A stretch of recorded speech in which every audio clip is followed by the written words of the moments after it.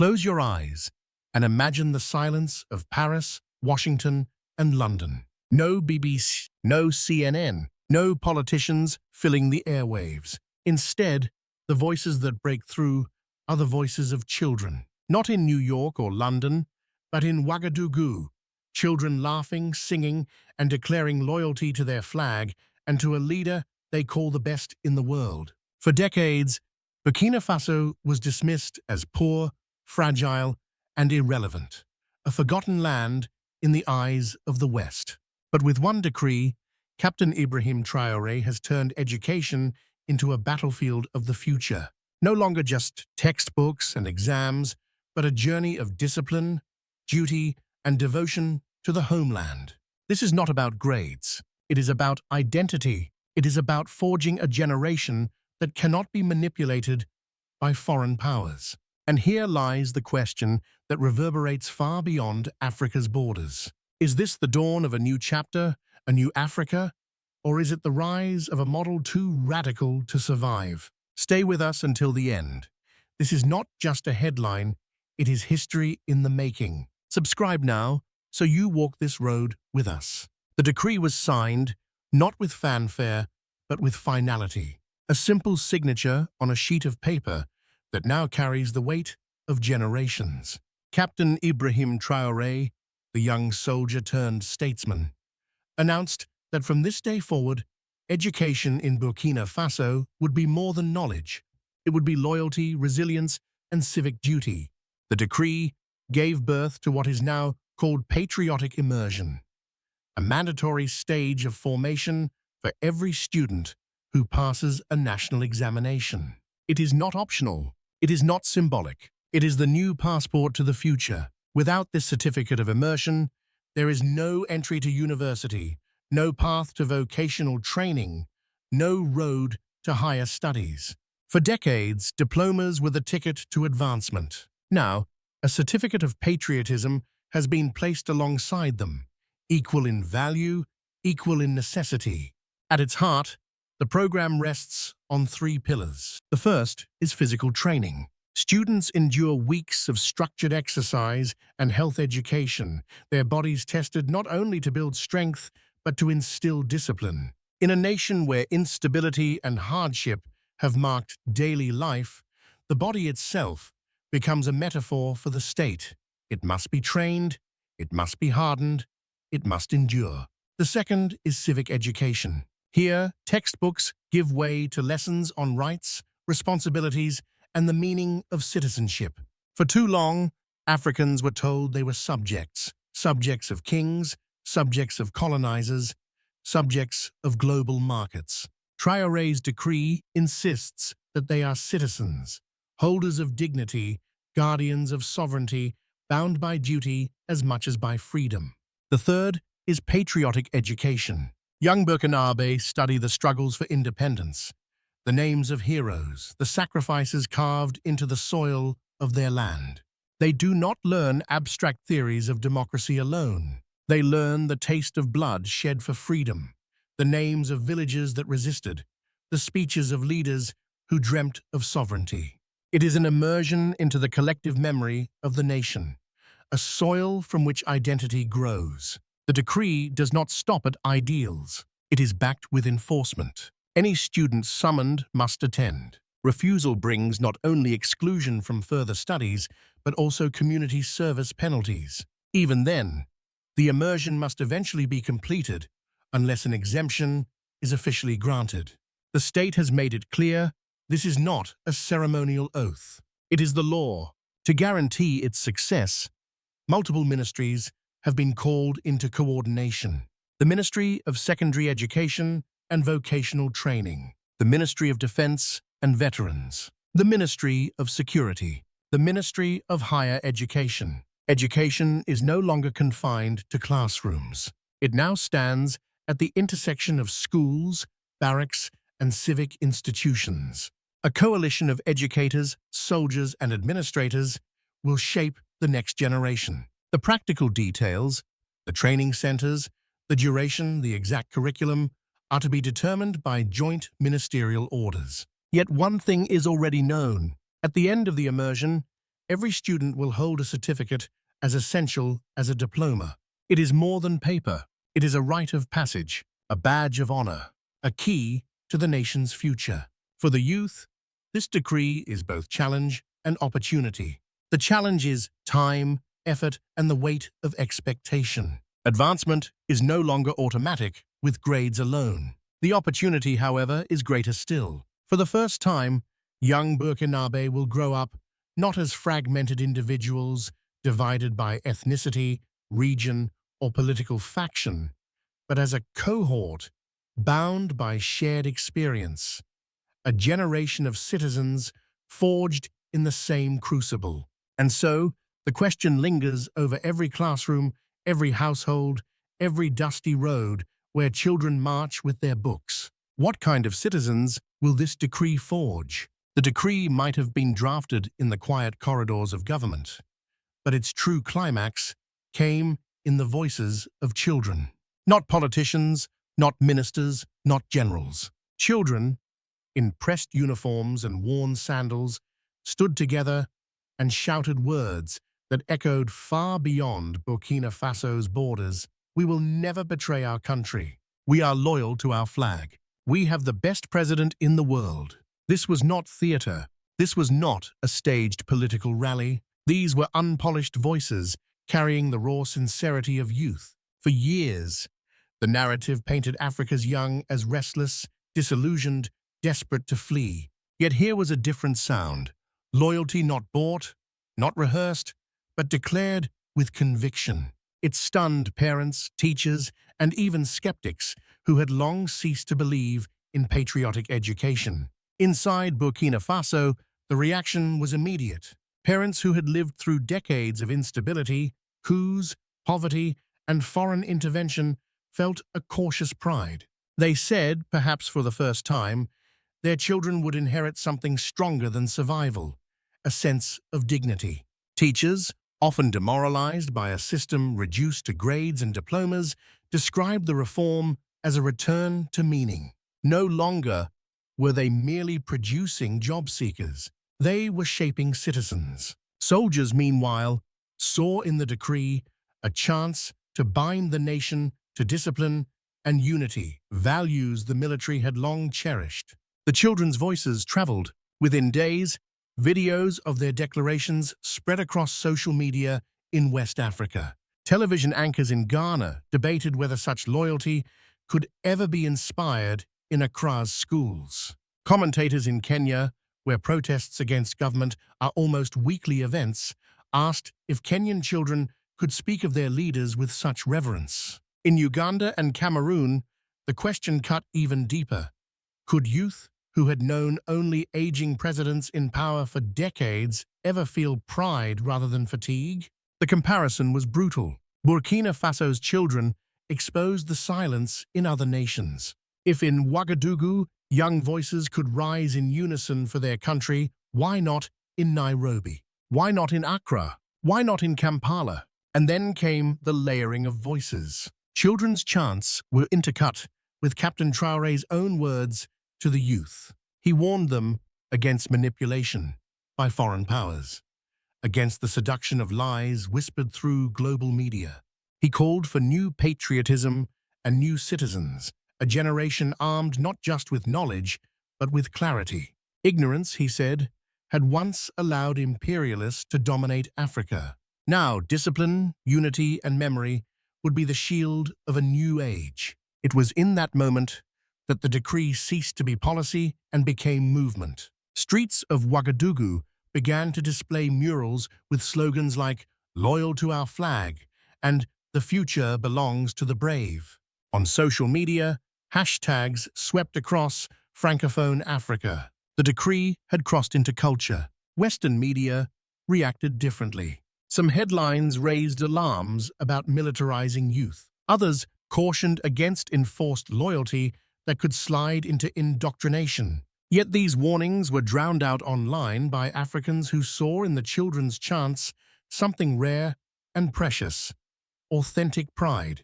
For Burkina Faso, the climax was not in a speech, not in the halls of power, but in the simple declarations of ordinary school children. Their words became proof that a decree written on paper could ignite fire in hearts.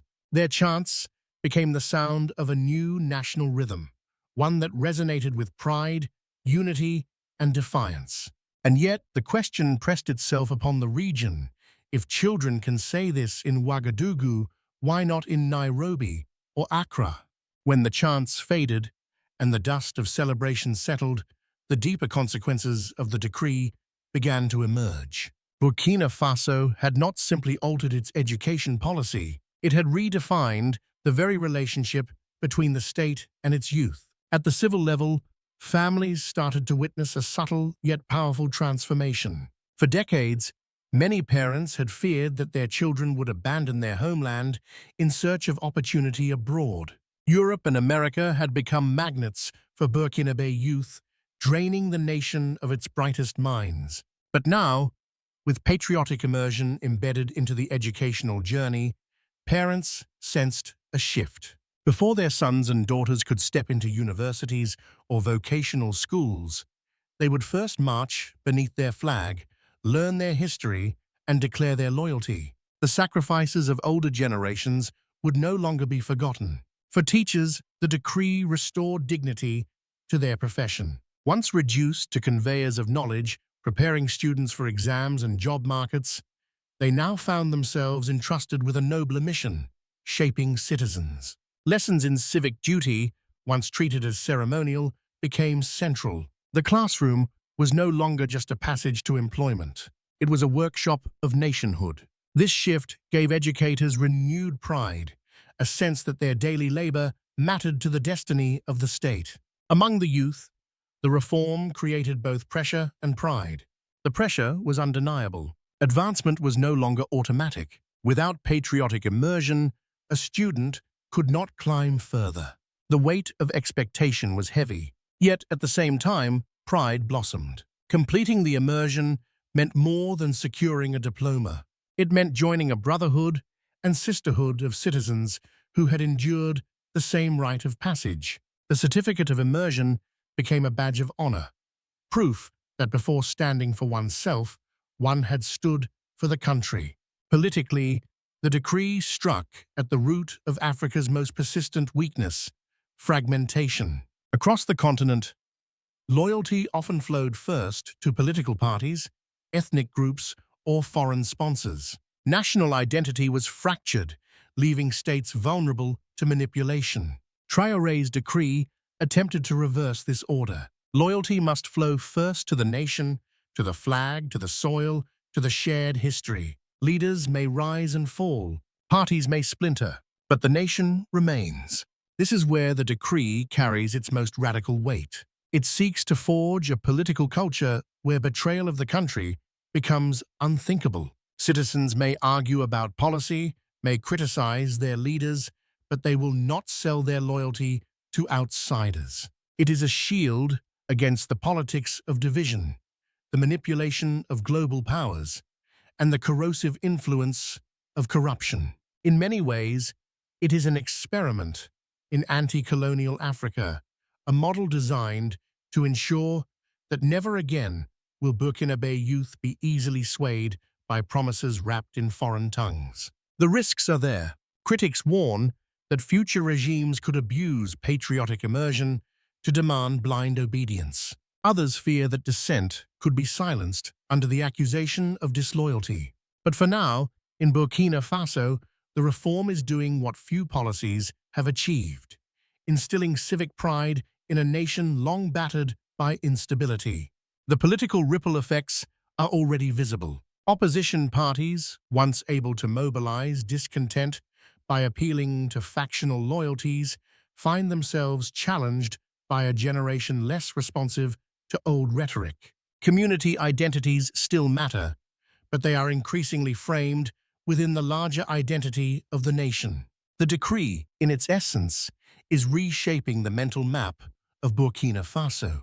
And so we arrive at the crucial question: will this policy create citizens who defend their nation with informed conviction, or subjects who obey without question? Could this be the shield Africa has long been searching for?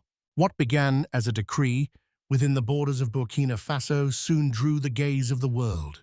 To some, it looked like innovation. To others, it smelled of danger. But no one could ignore it. In Washington, analysts watched closely. Some praised the idea, pointing out that the United States itself had once mandated civic education during its early republic. Compulsory lessons in duty and nationhood were not foreign to America's own history. Yet there was unease. For policymakers, the prospect of a generation in Burkina Faso raised to question foreign narratives and to distrust Western media was troubling. If Burkinabe youth grew up seeing the United States not as a model but as a manipulator, American soft power in the region would weaken. Reports began to compare Traoré's initiative with China's patriotic education, raising the question of whether Burkina Faso might be drifting toward an Eastern model of nation-building. In Paris, the reaction was sharper still. For France, whose influence in West Africa has long depended on cultural and political ties forged through schools, the decree looked like a rupture. If Burkinabe youth were taught from adolescence to guard against external interference, then Paris would no longer be able to shape the minds of future leaders through education abroad. French commentators described the reform as another hammer blow in Traoré's dismantling of France's presence in the region. Across Africa, the decree sparked introspection. In Ghana, journalists admitted their schools had failed to instill patriotism, leaving citizens more loyal to parties than to the nation itself. In Kenya, where political unrest often fills the headlines, commentators asked whether a similar program could unify their divided youth. In Uganda and Cameroon, the contrast was almost painful. Children in those countries could not imagine declaring their presidents the best in the world. The Burkinabe example became a mirror, reflecting back the failures of other states. Globally, the reform became more than domestic policy. It became symbol. Supporters hailed it as the birth of a new African model: sovereignty over dependency, unity over division. Critics, especially in Western media, warned of indoctrination. Yet even their warnings acknowledged the same fact. Burkina Faso had placed itself at the heart of debate about the continent's future. Was this a bold stride toward African sovereignty, or a dangerous flirtation with authoritarian discipline? And so the questions spread beyond Ouagadougou, whispered in corridors of power from Washington to Brussels. Will Burkina Faso stand alone, or will this experiment ignite a continental wave? Every decree plants a seed. Some seeds wither in the soil. Others grow into forests that shape the destiny of nations. The question now is which path awaits Burkina Faso's patriotic immersion. The risks cannot be ignored. History shows that any system demanding loyalty carries the danger of being twisted. A future regime could exploit patriotic immersion to demand silence rather than informed devotion. Dissent might be painted as betrayal. The line between unity and uniformity is thin. The challenge will be to ensure that patriotism does not suffocate critical thought, that loyalty to the nation does not become blind obedience to power. Yet the opportunities are immense. For the first time in years, Burkina Faso has a chance to shape not just graduates, but guardians of sovereignty. This decree could produce a generation less vulnerable to the whispers of foreign interests, less likely to sell their votes for promises, and more willing to defend their land with both intellect and courage. If it succeeds, the impact will not remain within Burkina Faso. Other African nations, weary of corruption, division, and dependency, may look to Ouagadougou for a model. What began as one nation's decree could become a continental spark. The road ahead is not smooth. Economic challenges, security threats, and diplomatic pressures will all test the durability of this reform. Western powers may tighten their grip, fearful of losing influence. Regional blocs may hesitate to embrace a model that seems to threaten old hierarchies. Internally, the balance between discipline and freedom will be constantly contested.